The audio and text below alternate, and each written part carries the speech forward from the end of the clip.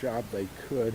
Specifically, this evidence is going to put Pete in a very different light than he has been painted so far. This man was really, really trying to save everybody. This is really unprecedented as far as we've seen civil cases like this criminally. It kind of came out today when we were... The prosecution of a police officer who is in the process of saving some people. Remember, the biggest reason why they didn't enter that room was because the walls were made out of nothing but wallboard, and bullets went straight through and injured 2 officers. Just on the other side of the hall were 2 classrooms full of children that were in the crossfire.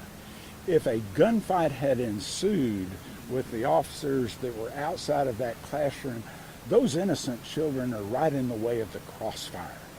Those children had to be evacuated before any breach could safely be done. And that was done as fast as they could get it done. And all of those children are unharmed. I heard the defense that he never told anyone to stand down. We've seen the video. What he told them was to stand down until we get these crossfire kids evacuated. He didn't tell them stand down and go have coffee and muffins. He said don't do anything that puts additional children at risk. Stand down until we finish this evacuation. And those kids were literally 7 feet. Is stand down the protocol in that situation?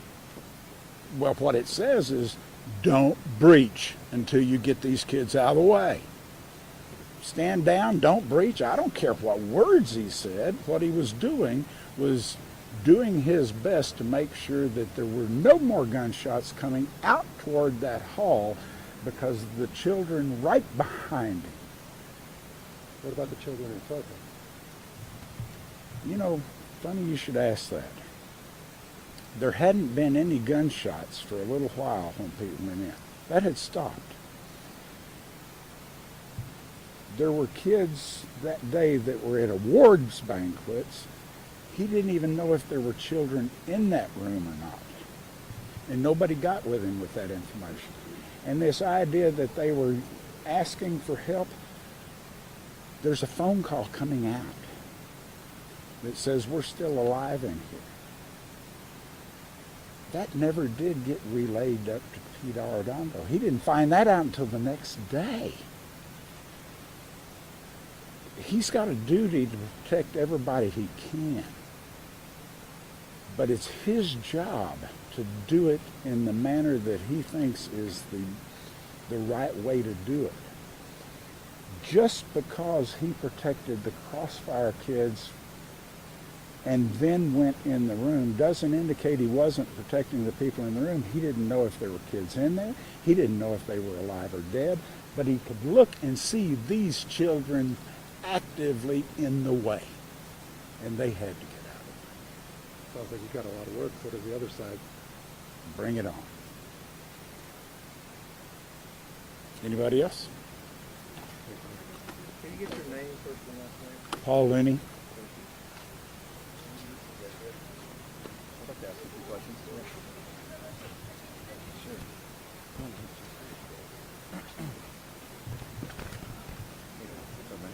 Sure. Taylor? Sure.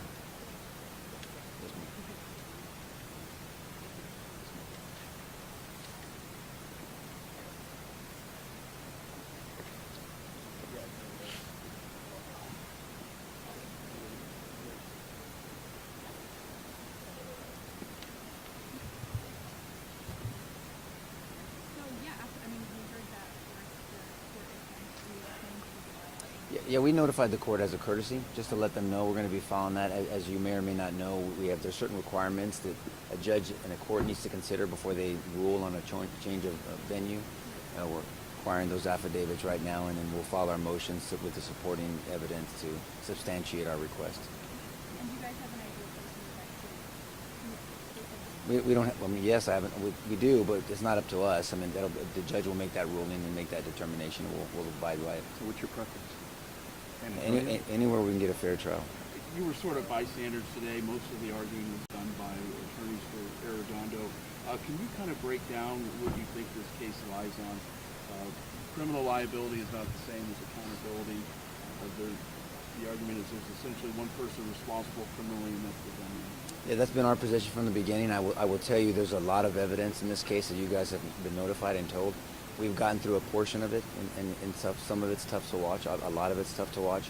We have not seen any evidence that substantiates or justifies these allegations against Adrian Gonzalez at all. We're still going to continue to look through that evidence. I mean, there's two issues here. There's the argument that has been made in the motion to quash on whether there's a legal duty, and then there's a factual distinction that we've made as well, that we believe this is valid. And so we believe that Mr. Gonzalez is not guilty, and we'll be litigating that before a jury at the right time. What are your thoughts on that potential October 2025 trial date?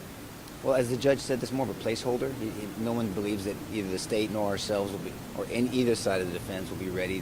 We won't even be finished looking at all the evidence. And then there's evidence, as you probably saw and heard, that hasn't been turned over to the government yet. And so the government can't turn it over to us if they don't have it from the federal government. So none of us know why we're getting such resistance on this evidence that is critical for everyone to look at before these facts are presented to a jury. Can you say again, Mr. Hood, which federal agencies are not cooperating or complying? I heard Border Patrol, but is there any other agency? Border Patrol is the one that is the big issue right now. The legislature. It's the And Texas House Investigative Committee. That's the wants state. Waivers of confidentiality Right. signed. Okay. Yeah, but that's the state. She asked Yeah. about the federal, but yes, Yeah. that's the state entity. Can you talk about specific motivations for the change of venue? Is there anyone saying that individuals like this for the third trial? I mean, it's such a horrific event that happened in this community.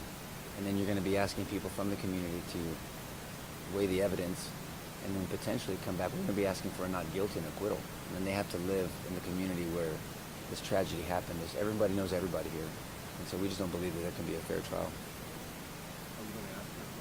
Yes, sir, we notified. We're going to be filing that early next year. Can I ask you, on one of your TV interviews, you expressed that your client was only there to help. I'm a little confused. Was he there to help, or was he there to do his job? Can you explain Well, that? technically, if he's doing his job, he's helping. So he was there as a police officer. He was responding to a call. He was in uniform. He was on the clock at the time? Yes, ma'am. Okay. Anybody else? What was in the boxes? Were those binders of discovery? Discs. There were more discs, just so it's just easier to carry in a box. Anybody else? Now, how long do you think it is advisable for the state to remain involved guarding the empty school building 2.5 years after the event? Is that true, or is that being asked for enough? That opinion can be weighed out by somebody else. We just want to make sure that we walk it. We're able to look at this place where this incident occurred. And so we're going to ask the judge for us to have an opportunity to do that. And the government wants that as well. If I could just add real quick, you got to remember that we first have to see the discovery, and we have to go through the discovery to understand what we need to do when we walk it, and understand and have an expert understand what to do when we walk it. So the fact that it took the state 2 years to be able to try to indict the case first, it's because it took them that long to go through the evidence. So it's going to take us as long as it's taken them. And in the meantime, before we do all of that, we have to have the school, because that is the scene, obviously, of a horrific crime. But we have to have the school still available there so that we can do that after we've seen the discovery, and that's the reason for the delay.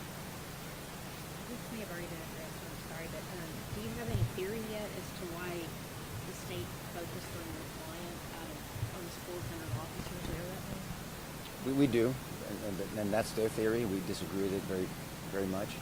And we have not seen any evidence that substantiates their theory that they've expressed to us. Can you share that theory? We'll reserve at this moment. The city in the last few months has released more body cam footage from that day, delayed from the initial release. Have you all received that footage, and at what point did you receive that footage? Well, if it was just released, then no, we have not received it, because we only have the evidence that was given to us at the last court setting, and we're looking through that, and we haven't even come close to getting through all of it. And the initial report is over 3,000 pages, right? We've talked about that before.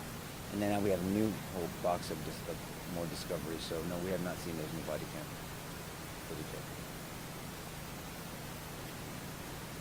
Anyone else? All right, Merry Christmas. Thank you.